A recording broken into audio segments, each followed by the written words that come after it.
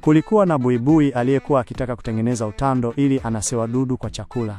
Alipofika kwenye nyumba na kuanza kuweka nusu ya utando wake, paka akamwambia, hapa ni safi sana, hutapata wadudu. Buibui akaacha, akaenda dirishani. Kabla hajamaliza, ndege akamwambia, hapa upepo ni mkali, kazi yako haitafanikiwa.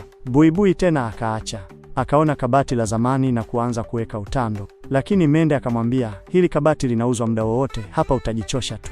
Buibui akaacha tena. Ilipofika jioni, akiwa na njaa, siafu alimwendea na kumwambia, tangu asubuhi naona unavyoanza kazi, halafu unaacha kwa sababu ya maneno ya wengine. Nenda ukatazame sehemu ulizoweka utando nusu.